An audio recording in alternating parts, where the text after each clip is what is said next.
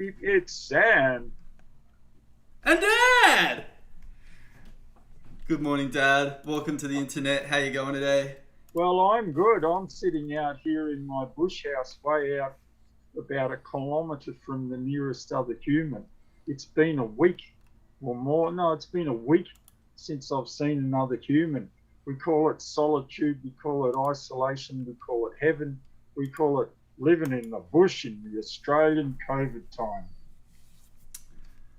Looks nice. Let's should we bring up some photos in the background green screen? I really want to be able to like bring stuff in up in the back. Yeah, go on then. And I'm You gonna. want me to try and find some photos No, of mine? no. I'll go on then. Well, I feel like let's do that, but let's not do that at the top of the We'll do show. that when we get the roving cameraman, and we'll go for a walk maybe next time and do some live streaming with the roving camera of the actual bush, because I've just now, after being kind of, subtly led for the last year or so from just doing it off my phone up in Townsville and now down in the bush. I've been subtly led over the last year. Look, it's best if you do it through the laptop. So now I'm finally anchored inside with a static laptop. And then you go, oh, let's go look at the bush. Yeah, well, that's kind of part of the life is that it demands things of you at its own pace, and it's really up to you to sort of meet those demands and expectations as you go. And speaking of demands and expectations, let you tell me what is at the top of the show. Oh, hang on. The top of the show, I've actually got 3 topics for today's show because it's been a busy week in the world of politics. We know that we've snubbed the French sub. We've gone to the French med. We've gone, we do not like your submarine. You need the diesel. We've gone, we want the US sub. It's got the nuclear power.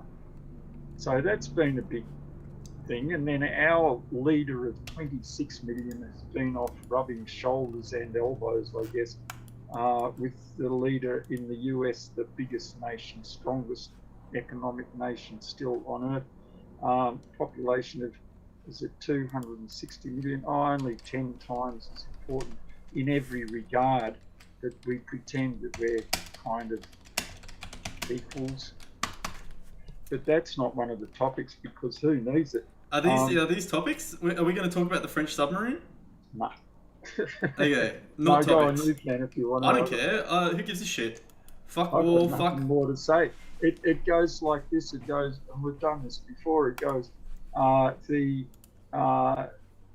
Chinese have miniature submarines that do everything except they don't have to breathe, and they don't have to shit, and they don't have to have dinner every night. They just go around being miniature submarines with no doubt a deadly arsenal triggered probably from a smartphone in Taiwan or somewhere. And the idea of us now technically impoverished from all of the debt, sovereign debt due to COVID, and everybody still needs a good suit and a nice tie, so we've all got to keep that cash flowing. And so we're going, well, that's all right, but let's just burn off another, went on $40 billion, real dollars, real money that could buy hospitals, books, blah, blah, blah, treatment for the poor in Africa, whatever. But instead, we've got to have these submarines. And if there's ever a kind of real weapons conflict, the Chinese, who have got 40 full-scale subs as well, and another 10 before we start to get one, let alone all these miniatures, they'll just blow us out of the water, whatever we've got. It's just a waste of money. Yeah, well, I don't know. Like my take on all that is pretty like predictable. Like I'm kind of like anti-war, and I guess I'm not anti-war. You've got to stick up for yourself, but it's like investing in bows and arrows when everybody else has got machine guns. It's just it's crazy. The next technology is micro everything, and it's drone and the other thing, and it's unmanned all the other stuff as well. It's well developed and developing rapidly. So, like so many commentators go, submarines, the manned submarines are just uh, from the last century. They're just stupid. Oh, really? Okay, how come? Like, it seems pretty cool. Well, because they're stupid. They're this great big lumpy thing that with all of our GPS and everything else, oh, they're undetectable. Yeah, if they're sitting on the bottom of the ocean in 7 kilometres of water, maybe, but they're not doing a lot of good down there. When they're out there being nasty, they're detectable. It's all just pretending that they're not vulnerable to being blown out of the water. Yeah, all right. Well, so that's not a topic. Well, give us the top of the show. I'm doing the intro. So Okay, what's the top of the show? okay. I'm writing in title font right now. So All what right, goes in so title font? much more interesting to me in my life of retired leisure here in the bush, where I've been land sculpting here, let alone the building in the middle of it for the last 50 years. So the head topic is land sculpting for water tree spots. All right, land sculpting for water tree spots. All right, topic two. I don't know if we'll be able to get through that first one, but Well, we'll see how we go. The other one, and it's relevant to all our listeners and viewers, whether you're in Constantinople, whether you're in downtown Dublin, lucky you, great spot. But it's universal and COVID amplified, a bit like an earthquake, a Richter scale 7 earthquake, and it goes the battles of choice and mental illness. So you go, oh, you should be able to choose right from wrong. Everybody's in control. We're all subject to free will. Well, yeah, but if you got a mental illness, there's other stuff going on that may override it. You may turn into a gibbering wreck, and you're not choosing to be a gibbering wreck.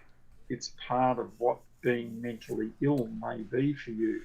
And all of the wisdom and all of the respect and all of the compassion that people have, often mad people make not mad people really distressed and disturbed, and you want to walk away from them, you want to shun them, which of course they need support and help and compassion like never before.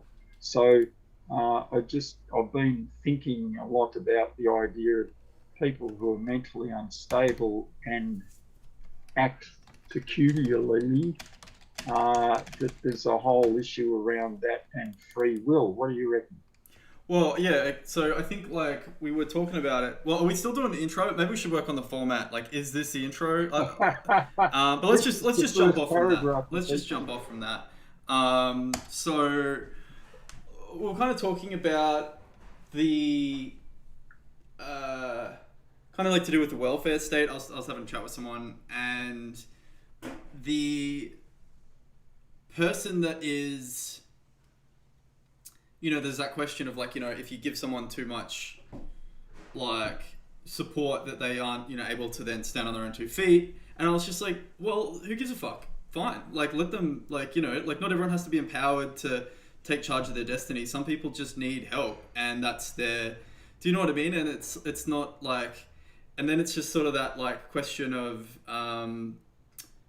what that costs society, what they owe society. It's just like everyone is purely and completely a result of what society made them. Like there's no extrinsic factor that someone, like apart from like medical and biological elements, like that isn't purely like everyone is a consequence of our culture. Do you know what I mean? And we have nothing but like complete responsibility to look after everyone, and no matter what their needs are, essentially, because that's the cost of being in a culture. And if we're the winner, if you're as an individual, you're a winner, and you as a result don't need that help, it's your job to give that help, basically, or do what you can do to contribute to that, because no one chooses, like not even mental illness at that like obvious level, but like lower capability and competency because they grew up in an impoverished household and they maybe had to go through a lot of trauma, and maybe were just literally exposed to crime and learnt to survive for crime. You know what I mean? Those are all our bills to pay. Essentially, I that's my take. agree.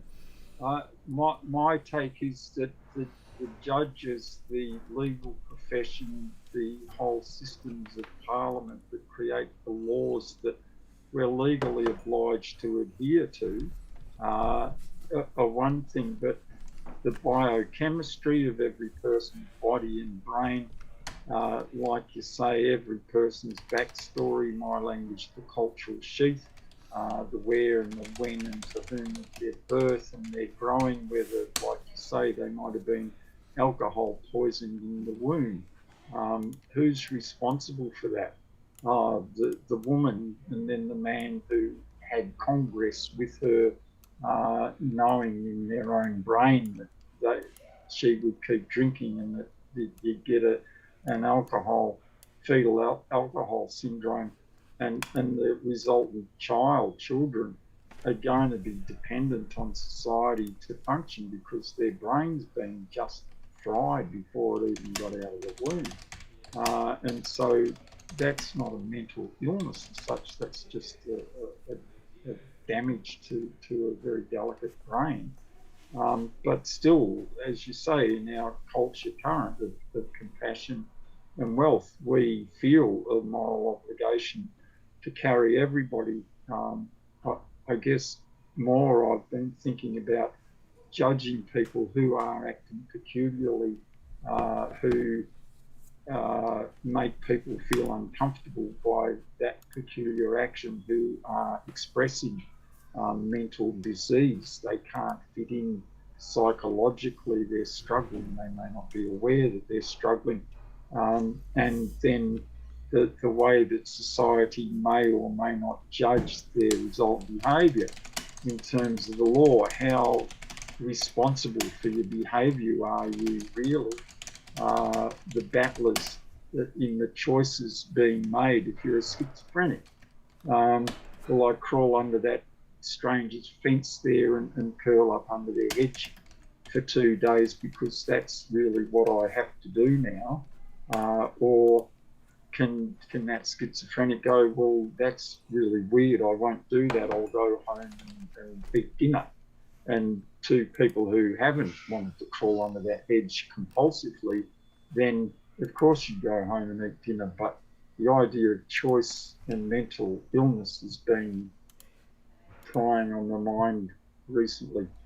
Well, yeah, I think it's like, but it kind of, I guess that's what I mean, is it kind of goes beyond those extreme examples to just free will in general. And how much, so it's pretty easy with someone with schizophrenia, like, yeah, well, they've got schizophrenia, so they can't control it. And, we can't control our reaction to that in the sense that, like, people, like, generally, you know what I mean? Like, there's whatever reaction there is to it on a personal level, cultural level, yada, yada, yada.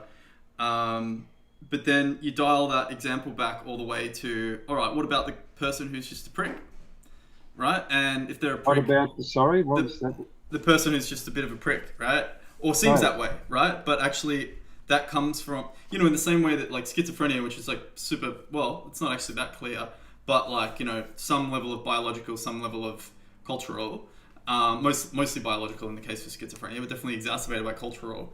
What about the person who is just rude and a bit whatever, and part of it is that they're a little bit on the spectrum, part of it is that they absorb the cultural behaviour set that work for them. Do you know what I mean? And, like, the answer really only ever comes down to, like, unqualified love and compassion, because there's no spot in that sliding scale where people, like, you do have to hold people accountable in the sense of maintaining your own boundaries and safety and cultural things like that, and do the things that you need to do to preserve general well-being, and the more metacognition you have for that, the better, like, for that kind of stuff. But at the same time, like, who is really responsible for themselves outside of... Well, that's the bottom of the question for sure. That's what I've been thinking about. That very central question is, I say, I chose to, co-buy a piece of land in the bush when I was 19 years old, and I'm choosing to be sitting here talking to you right now. And the philosophy, the psychology is free will and determinism. Did I have any say in that? Both my parents, as you know, were born on farms, grew up on farms. my need to be outdoors and stuff, is that the remnant of the cultural sheath as they chose to urbanise. But gee, we spent a lot of time in the bush with picnics and fishing and all the rest of it. And all my uncles are so farming oriented, and all of the interaction with them drew me to wanting to work the land. Is it my choice, or is it just that determinism? Don't know. Um, and back to the psychology of the rude person, the two fundamental bits of psychology. One is that you've got behavioral psychology, where you can train the Pavlovian dog to salivate. You can teach people to behave in a socially normative way. And that's different from the biochemistry of schizophrenia, where chemicals kick in. Like, no one's ever chosen to have an epileptic fit. There's a bunch of electrical and chemical junk going on in there, the would-be epileptic fitters, that just kicks in. And it's not an act of choice on any conscious, or no one would believe that they were choosing to have that fit. Whereas with the rudeness, you can be conditioned, self-trained, aspirations. You fall in love with somebody who is otherwise finds that slightly obnoxious, and on and on. So there's a subtle boundary between stuff that you can say is free will, and it's a subtle is determinism, is choice, is not choice. But exactly what we're both agreeing is no one really knows how much of it's which or what. Yeah, and I think I just I just think about that. Like, I think so for me, I think anyone that has a mental condition, well, that's, to me, that's a no-brainer. I don't know if that's true, and I think probably the other side of it, where there is more of a onus to do better or whatever, is that reaction emotionally of like being uncomfortable. And I think I'm pretty good, like, if people are a bit off, like, out of line with general cognition, I try to treat them with respect and interest. Do you know what I mean? Like, if they're kind of a bit rambly and a bit, on the tram, and they're sort of like blah blah blah. Partially because I feel like it'd be really frustrating if you're something like that, and your understanding of the world and whatever is a bit skewed, but you can still tell if someone's, like, blowing you off, right? And I think we could probably get better at understanding that those people that are, like, have mental disabilities essentially still have a pretty rich experience of the world, and probably, to a certain degree, appreciate those kind of social and cultural cues, like, they might not have the best way of, they might not have high verbal skills, but they're still trying to say something. You know what I mean? And it's, that's more where I'm like trying to do that kind of work. I try and do when I'm talking to people that, are different in that way, is like, you can treat them like people, basically. I don't think, but I'm never at that, like, interface where people are, like, dangerously or, like, uncomfortably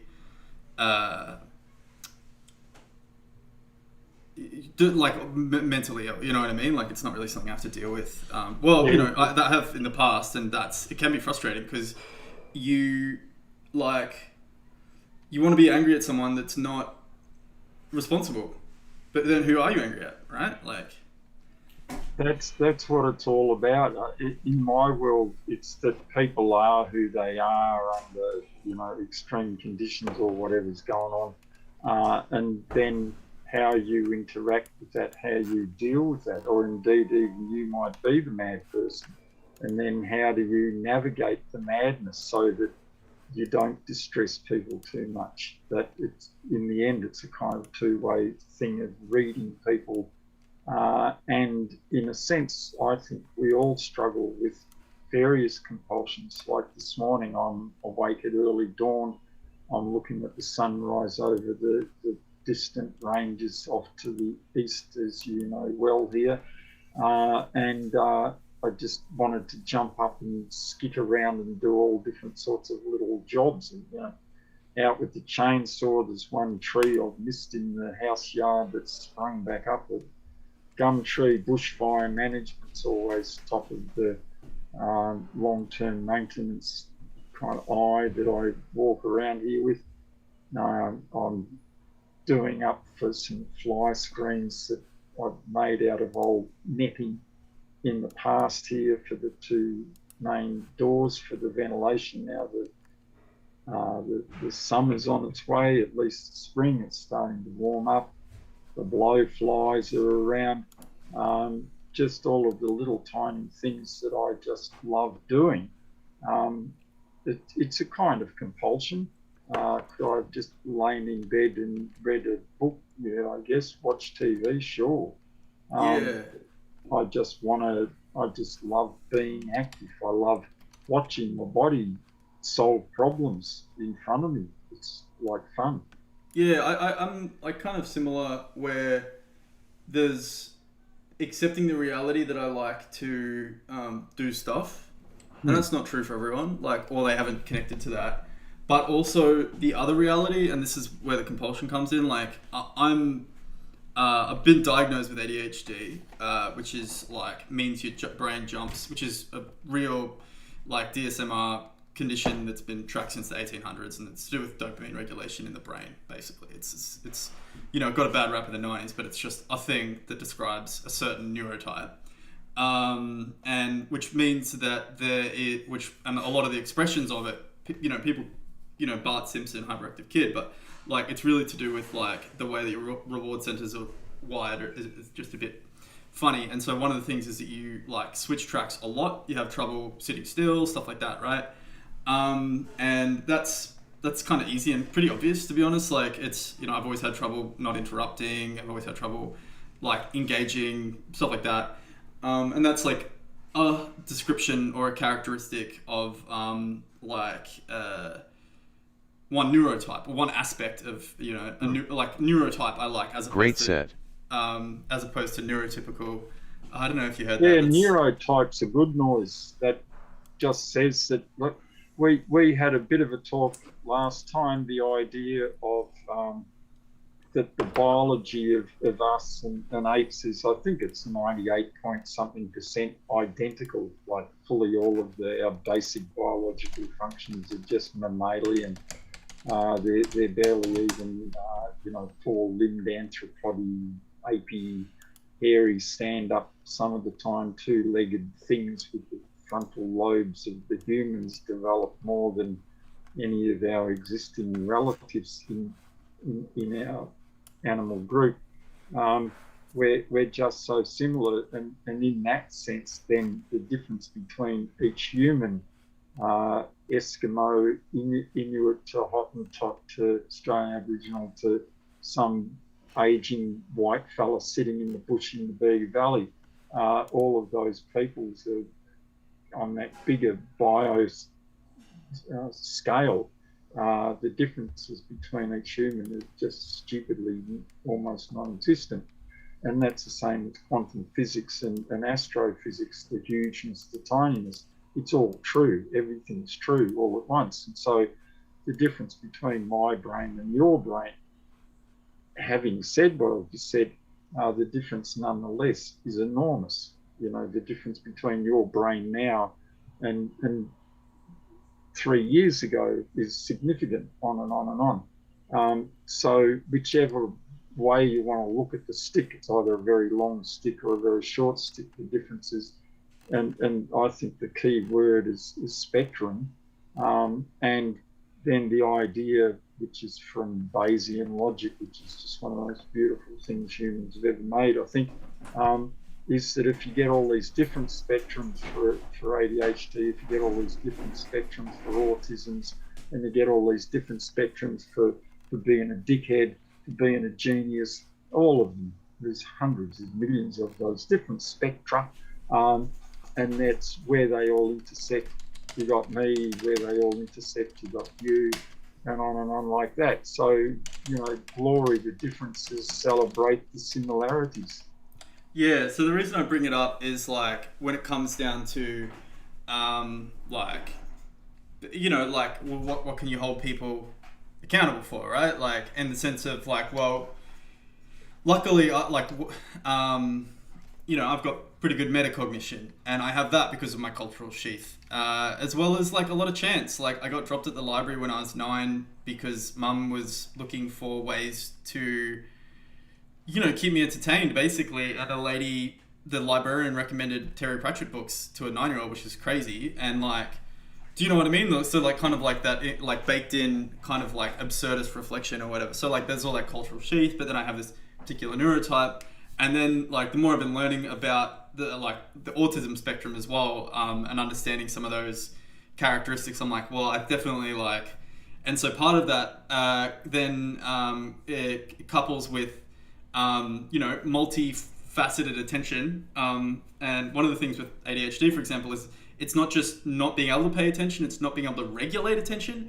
So it can also be expressed as doing the same thing without blinking for 8 hours because you're just you're just locked in, right? And then so I have these issues with but then the flip side is I have these issues with compulsion and I get very on the track of how things are supposed to go, which is much more it could be much more attributed to the autism spectrum, and that's and if things don't go that way, I not only cause myself suffering, but I can cause people around me suffering, because I'm like, why haven't we done the washing? Do you know what I mean? Because I'm just like, the washing happens on Saturday. It took me so long. And so yesterday, for example, I was so burnt out by Thursday, right? So burnt out that I was like, just couldn't be more burnt out. And then yesterday was a day off, and I took responsibility. And this is so much different to schizophrenia or whatever. And also, thankfully, had a woman who loves me and is just like, you don't have to get up at 6 a.m. to do your little projects this morning. And I was like, okay. And I didn't. And I was like, oh, this is great, right? But then I did it today because I like doing it as well. Well, So that's the hardest bit of everything you've just said, is that the self-awareness that you're expressing, displaying, is just absolutely fabulous. And when I was here in the bush 3 years ago for 10 months, I'd spent a lot of time working, building, but also thinking. And I made a little mantra, is to be self-aware, self-honest, and self-accepting. And some of our friends in Townsville, when I got back up there and shared that, Sophie said, that's fabulous, because it means that you have to do that with everybody else that you interact with as well. You have to be aware of who they are and what their actual reality is, not Hello, who you good think fellows. they should be, and Smiley what face. you think they should do, but who they actually are. And it's just this sort of reality basic, and with all of those, that intersection of those different spectra that you've just expressed about yesterday morning, exhaustion, day off, and the act of choice. You don't have to do this, but then you chose to do it. So now we're back to the middle of our topic, is that choice and free will. Oh, fuck. Hang on. And you know what's funny? Hang on, I just cooked it. Dad, come back. I'm looking at what screens you've got up. Narrative, no, I can't hardly. Don't worry about that. Don't worry about that. Don't worry about that. Don't worry about that. Well, while you're doing the techo stuff, Hang I'll just make this point that this morning, because I want to go into Quorma and do some things, and I really wanted to, because I like. Your dad is making a lot of sense. Getting them out of the way, and the store doesn't open till 8:30, so from 6:30 it's like, and then and I want to drop off this, and I want to dig up some sand from a culvert for the pipe repair once I put it all back together and put it back underground, and you've got to have sand around the pipes, and then I need to drop in and see a near neighbour for various reasons, and then I need to be back by 10:30. I need to be back by 10. I can do it. And then I just thought, the store's open till 2:00. I can actually not go and do these chores, tasks, intent, always with this big cloud of the clock hanging over me. I need to be back because I'm professional. I need to be back by 10:30 at the very latest and settled in. And it's all going to be all morning. I'm just going to be, the minute I drive out of here, I'm going to think, and then I'll be all twitched up when we do this right now in real time. And then a bit of my brain said, I can do that afterward. Settled in LOL. No, I can't. No, I need to do it. And I've got the things in the car to take to the skip to chuck away, and I've got to go and get my news up. Love that sentence. Okay. So now I don't know if this is going to be too distracting, but I've figured out how to have it so that when people say stuff, it like comes in the chat. It comes up as a little robot voice. I might turn it off. Okay. What was that first robot voice? So it said it's also a bit delayed. I'll probably turn it off, to be honest, actually, because I think it'll just throw it like. Well, let's try it out. It's pretty confusing for me, but it's also I'm coding. Your dad is making a lot of sense. Okay, so we've got three things. Great set from Jesse. I don't know what that like. I guess it's a joke. Hello, good fellows from Jake Had a Cake. Your dad is making a lot of sense. Settled in, lol. Love that sentence. He said, love that sentence. You probably can't remember what sentence it was. I don't either. But that's all right. Well, I like to think. I love dad. Can he be my dad? Smiley face. Oh yeah, I am your dad, pal. I was going to tell you, but your mum always said no. It's better if that's. So if you're going bald and you look fairly stupid and you've got reddish hair fading, then you get an idea why now. That's actually my target audience, I found. Oh, yeah, good. I just need to hear some feedback from somebody in Istanbul, and then I know that our global empire is succeeding. Mate, my dad died a while ago. Oh, sorry about that then. Why do we need to have a robot voice? Why can't we just have it in their natural voice? You are the cess, dad. Because they're typing a message. It's Are in you a chat. sure it's not a robot itself? You know, when you've got to click on all of those things, I am not a robot. Mum died recently.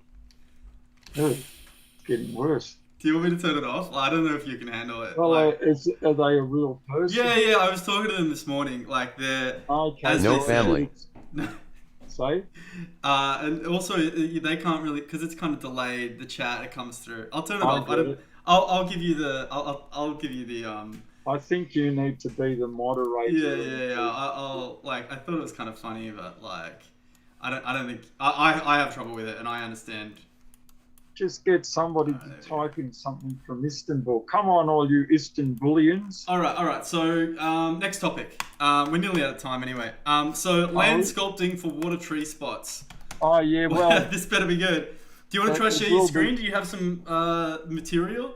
Are you ready to share your screen? No, I can't get that far yet. That's just a step too far. We'll end up doing some walk around in the coming while before I get down to Victoria to demonstrate this. So I want everybody to put on their thinking caps. I want people to close their eyes and just imagine they're on a ridge, on the descending ridge at about 700 metres above sea level off of the Great Dividing Range, down from the snowy mountains toward the sea.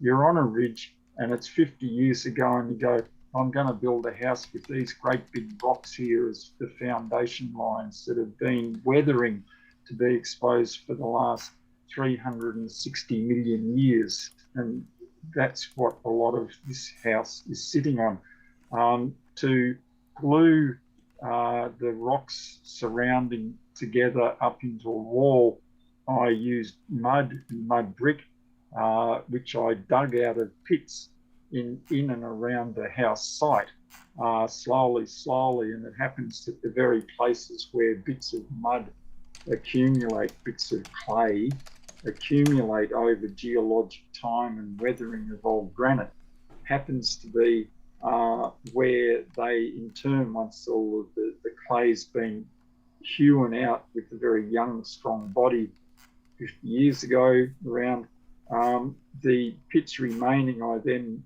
every time I was out, I'd go to nearby horse farms and the like and get whatever organic material. I'd go to the beach and get lots of seaweed and that. I'd get whatever organic material. I'd run little bits of the landscape down so that when we've got significant rains, and it tends to be drought or good rains here, the surplus water, the surface water runoff would not just go willy-nilly down slope on this ridge. I have developed this land, sculpted this land over 50 years so that the track in all of my paths all direct water to the higher up the ridge, as it were, toward the ridge, not down toward the creek, and thus keep the water in the ground on near the top of the ridge. And it's a system that was developed by Geo Yeoman, an Australian, the key line system, long time ago, the precursor to permaculture. That Australia may have seen the landscape as a bit bony and that you need to be nice to it and build up the soil and the organic content and control the water to try and store the water into a spongy organic soil. And having spent 50 years rendering this, I'm now staring out at a big old 40-year-old pear tree that was covered in blossoms. There's about 1/3 left. I'm looking directly out at a fig tree that I planted around at the same time. There's been a 10-year drought here, and these trees have survived, and it's self-evident that this system works. Yeah, I think that kind of like long-term organic sort of thinking, it's kind of more apparent to me now, seeing the seeing how the water runs and just seeing those like areas building up and stuff like that. It's pretty cool. Where did you like learn that? Do you know what I mean? Well, again, I came. My cultural sheath was all of my uncles and aunties came off of farms. They were farming peoples. The only exception is my mother's mother, who was the daughter of a second-hand furniture trader in Smith Street, Fitzroy. Your father, my mother's mother's father, in the late 1800s, early 1900s, worked in Fitzroy, had a shop, bought and sold second-hand furniture. All the other bits of my cultural sheets were literally not rural, but farm-based. And so my view of the landscape, I've had no other view. I got brought up when we were kids. We, mum, dad and I particularly, we would go down to the Hampton Beach where we had, the grandmother had a bathing box there. We would go down with old potato bags. We would get seaweed from the beach when we knew that the tides were right and the winds had blown it up on the stinky stuff up on the beach. And we'd go down there with the garden forks and we would fork it into these bags and put it into the bathing box till it all drained and got stinkier, and go back 2 or 3 weeks later, get those bags, load them up the cliff, load them into the boot of the car and take them home and dig them into our garden.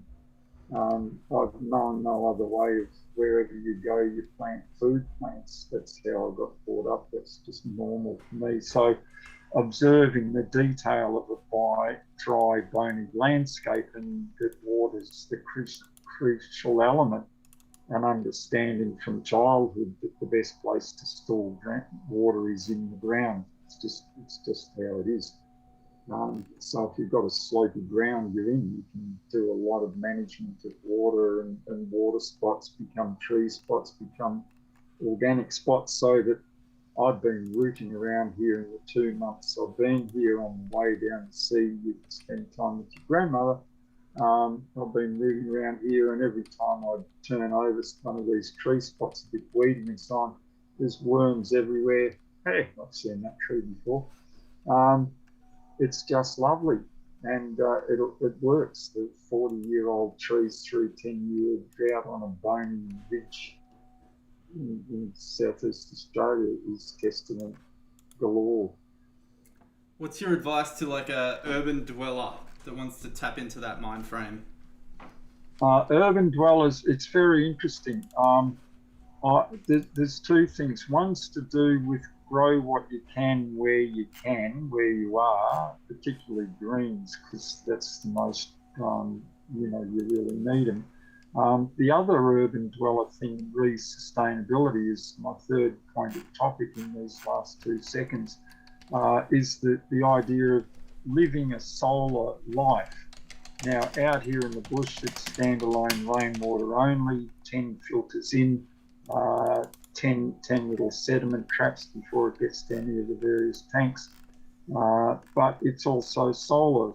It's electricity self-sufficient once you set up the 4 or 5 kilowatts of panel power and about 600, 800 amp hours of battery storage, and all of the regulators and wires and junk and lights and all the other trash that you end up with a solar electric blanket, and you end up with a solar electric fridge and a solar electric, microwave.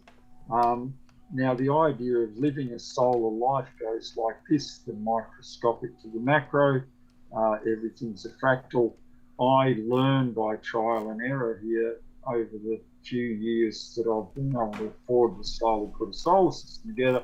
I've learned to connect heavily my obsessive watching of the weather and the 7-day weather forecast just from the Bureau of Meteorology. Oh, look at that fabulous solar system. Now see, we're flying. That's great. Well, this is keep watching. This has got a good punchline to it. Is that it's running all this? Oh, look out. And it's got virtual reality in the screenshot of the Now I want you to throw up your 3D holo just to blow people's minds with your fabulous computer development, creative, professional skills. But the wrap on the living a solar life goes like tomorrow. It's going to be cloudy here, so I used lots of electricity stuff today. Yesterday it was a bright sunny day, and I knew for days it would be a bright sunny day.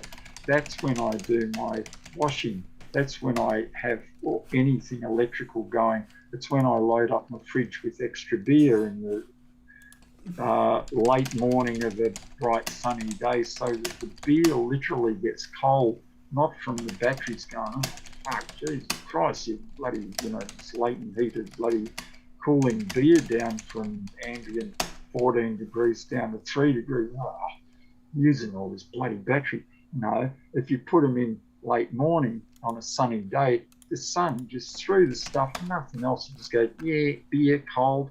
How magic's that? Living a solar life, working with the daily knowable patterns of sun and not sun, because now all you urbanites on the grid, a lot of your energy that you're wasting or not using, don't use electricity more than you really have to in the morning peak from 7 a.m. to 9:30 a.m. Certainly not in the evening from 5 p.m. to 10 p.m. Try and do all your heavy lifting with electricity, your batteries, your vacuuming, you're loading up your fridge, you're creating your NFT. So you try and do all your heavy electrical junk across the middle of sunny days where you are, or more broadly, because most of you are on a national grid. As we get more solar, we will get dispersed battery storage, Tesla and all the rest of it. But in the meantime, try not to do the peaks. Don't put your washing on in the evening peak. I know it's when we all get home, but you've got to think a bit different about our energy sources as we do fade out a lot of the base load stuff, the dirty coal, and we do fade in more battery stuff. It's still, we need to rethink as a collective society, how do we use more electricity during the middle of the day and less in the evening peaks for the whole system's good function. Yeah, well, and that comes down to like incentivizing. Everything really boils down to incentives, and this is where like like have been thinking about how things like, you know, cryptocurrencies and stuff could sort of like intersect and interact with a like a solar smart grid and things like that. And it's like not just about, well, yeah, it costs more if you want to run it on the peak. It costs more if you don't, but you're also generating electricity.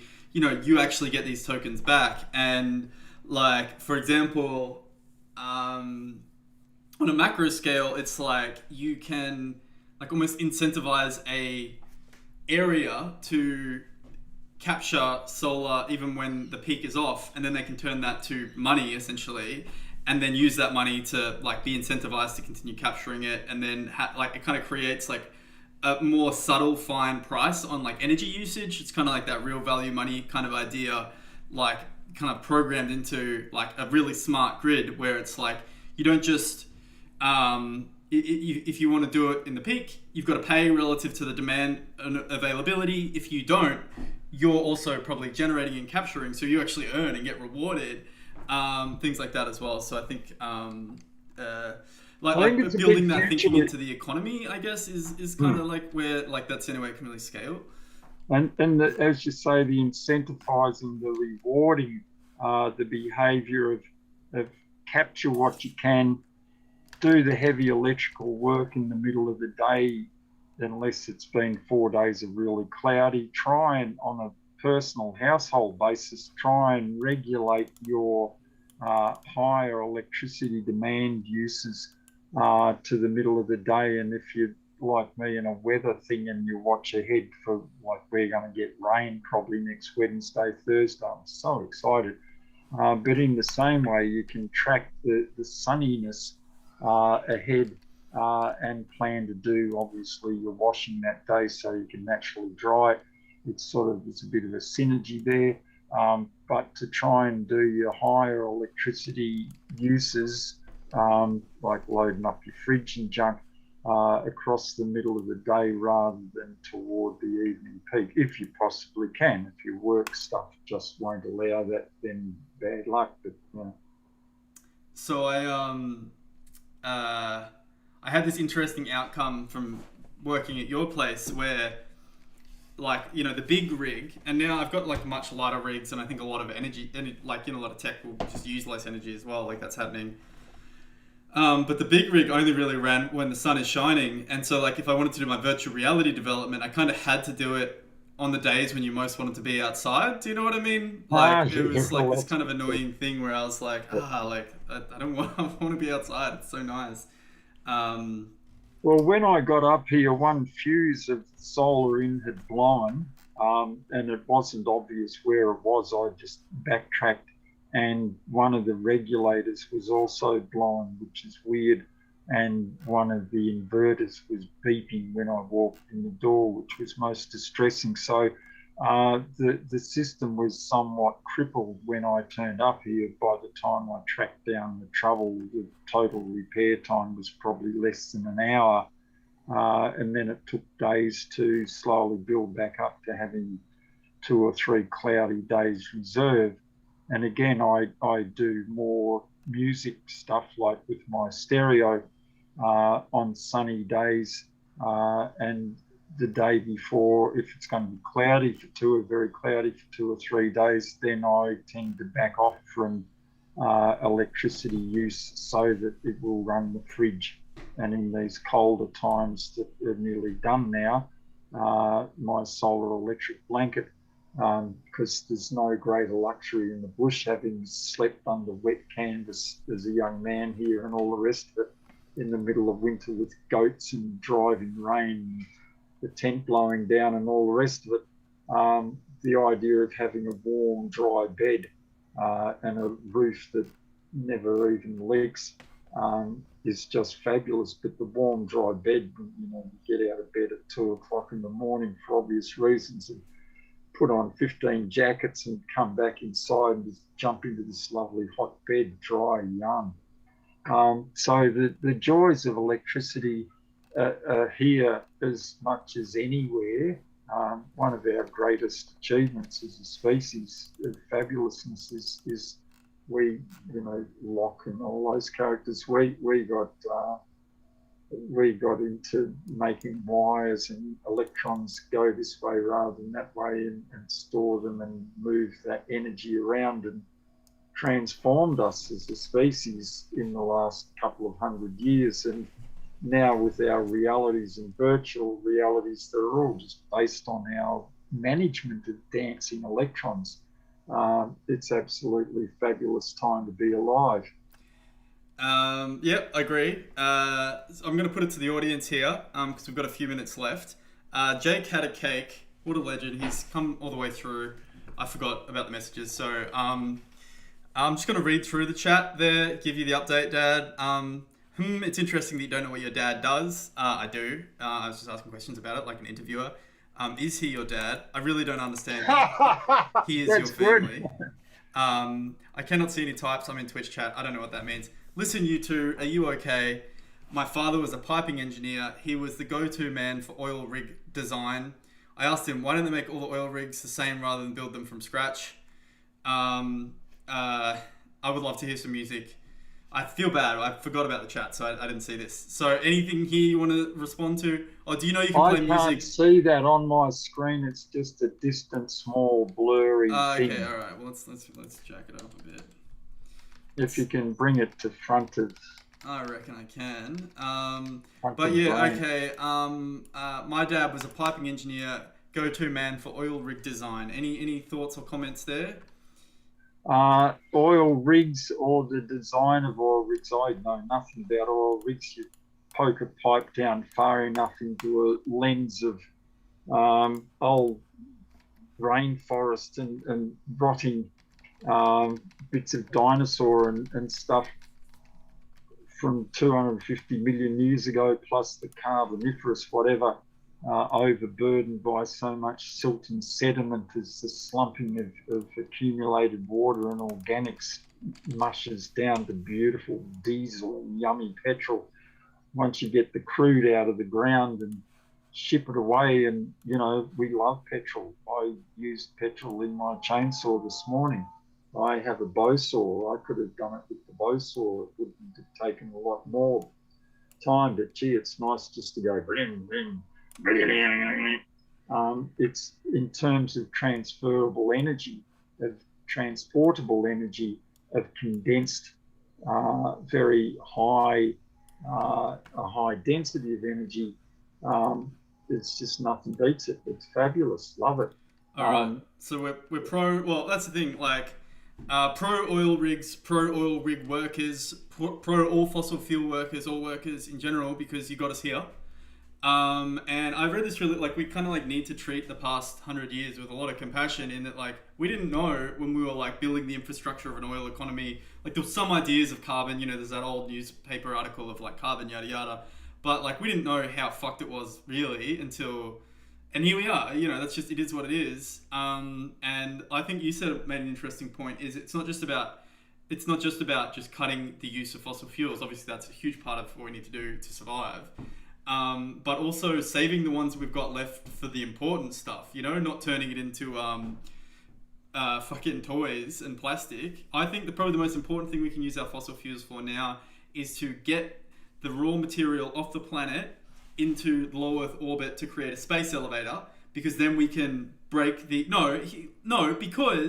because it costs so much fossil fuels right now to fight gravity. But if we had a space elevator, which is just a big metal rope, basically, we can do the same thing without fossil fuels, essentially. Do you know what I mean? And then it's breaking that fossil fuel cost. Can you get your dad better glasses so we can read the chat? I've increased the size of the chat. Dad, can you read this now? Oh yeah, I would love to hear some music. Oh, we all do the best we can. God, time and space. Energy and matter. We grow ourselves from food. Learn to chatter and do live streaming. All right, let's fade out on that. Hang on. So wait, give me 1 second. I'm gonna give us the ultimate fade. I've got. Hang on. Fade out. I was just reading some of those. No, stay there. Jake goes, ha ha ha. Did you know you can play any music you like as long as you do not... Don't tell Dad that. Oh, that's the copyright junk. Yeah, Yep. yeah, yeah. That it's actually good to know because I have. You're supposed to report all play to APRA so that somebody gets it 100 to the cent at every performance of every registered song, including Happy Birthday. So let's go. Do we want to fade out on a song? Dad, he's just so happy. Oh, mate, now you're feeling the Saturday morning joy. We do the best we can. Oh, hang on, I thought that would. Oh, hang on, wait. All right, I'm gonna fade out now. Fade out. It's Okay. fade out if you're And in shrink, like kind of like we're going down with the ship. Okay, 3, 2. Wait, not yet. We got to do it over 10,000 milliseconds. We do the best we can. God, time, and space, energy, and matter.